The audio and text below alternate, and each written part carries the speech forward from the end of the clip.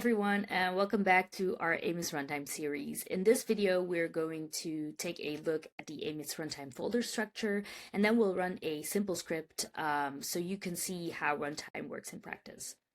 To follow along, you'll need the runtime examples on your local machine, and so you can get them from our AMIS Runtime GitHub repository. So to clone this repository, that is quite simple. You just open up your code editor. In this case, I am using Visual Studio Code, and there you can clone the GitHub repository.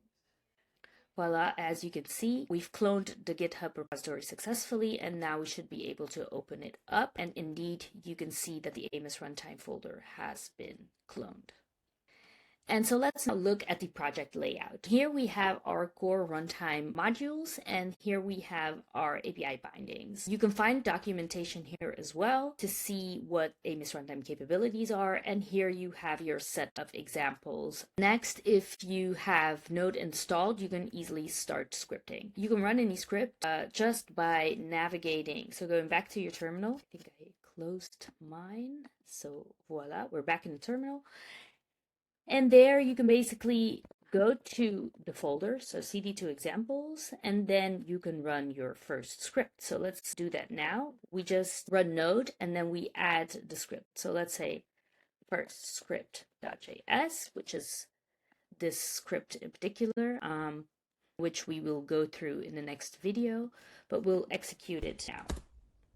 And voila, as you can see, here we created a batch, we've imported a part, and then we save the batch as output 3mf.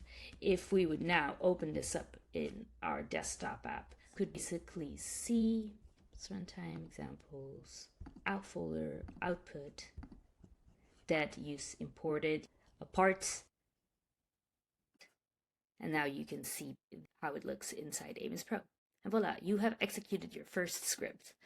In the next video, I'll go line by line through the script so you can build your own scripts. Thanks so much for watching, and see you in the next tutorial.